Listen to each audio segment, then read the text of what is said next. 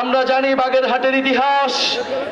বাগেরহাট কোনো আজকে কালকের কোনো শহর নয়, অন্তত 500 বছরের ইতিহাস রয়েছে এই বাগেরহাট শহরে।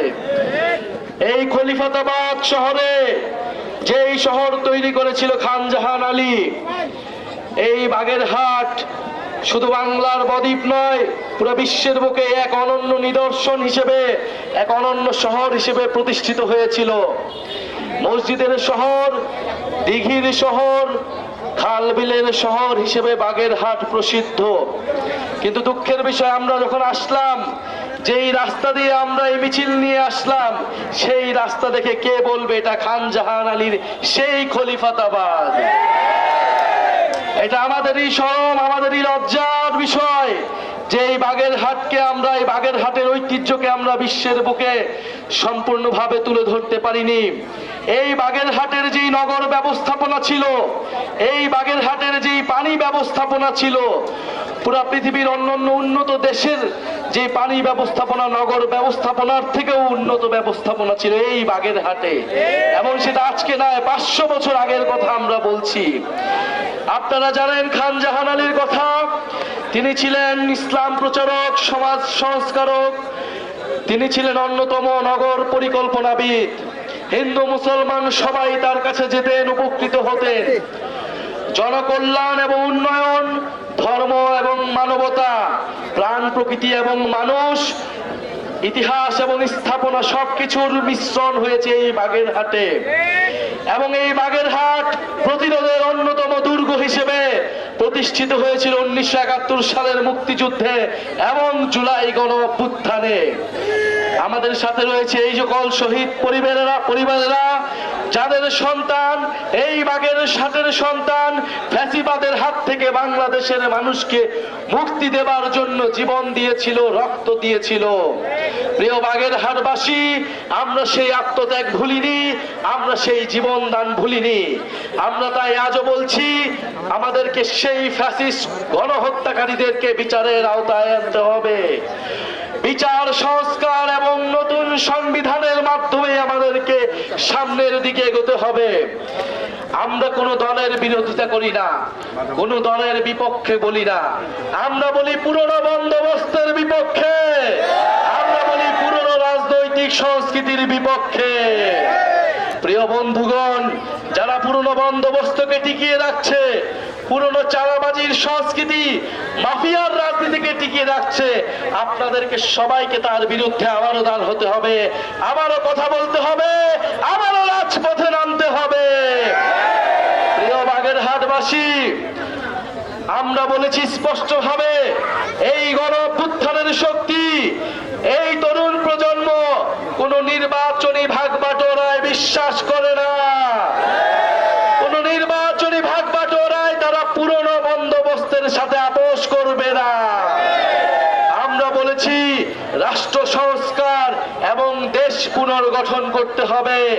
রাষ্ট্র সংস্কার এবং দেশ পুনর্গঠনের জন্য দরজা খোলা রয়েছে। আপনারা সেই দরজায় যদি এখনো প্রবেশ না করেন, এখনো যদি সংস্কারের পথে না আসেন, পুরনো বন্দোবস্তকে যদি সমর্থন করেন, চাঁদাবাজ, মাফিয়া এবং দুর্নীতির রাজনীতিকে যদি টিকিয়ে রাখতে চান, জনগণ আপনাদের বিরুদ্ধে কিভাবে নামছে আপনারা কি দেখছেন? সেটা বিশ্ববিদ্যালয়গুলোতে ছাত্র সমাজ কিভাবে আবার রাজপথে নামছে চাঁদাবাজ দখলদারদের বিরুদ্ধে, আপনারা দেখে এখনই হুঁশিয়ার হন। এখনো সময় আছে। যারা মাফিয়া সিস্টেমকে টিকিয়ে রাখতে চায়, দুর্নীতিকে টিকিয়ে রাখতে চায়, জনগণ কোনোভাবেই তাদেরকে আর মেনে নেবে না। বাগেরহাটে কি চাঁদাবাজি কমেছে? দখলদারিত্ব কমেছে? আমাদের শহীদ ভাইয়েরা কি এই জন্য জীবন দিয়েছিল? এই সিস্টেমকে বদলাতে হবে, শুধু দল বদলাইলেই হবে না। আমরা এই সিস্টেমের বিরুদ্ধে কথা বলছি।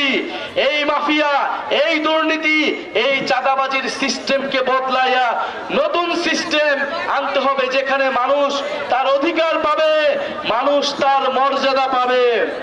প্রিয় বন্ধুগণ, আমরা চাই বাগেরহাটে শিক্ষার ব্যবস্থার প্রসার হবে, বাগেরহাটে স্বাস্থ্যের প্রসার হবে, বাগেরহাট থেকে সকল দুর্নীতিবাজ এবং দখলদারদেরকে বিতাড়িত করতে হবে।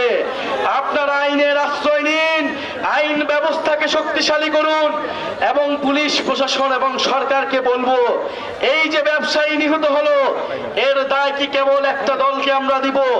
সরকার এবং পুলিশকেও এর দায় নিতে হবে।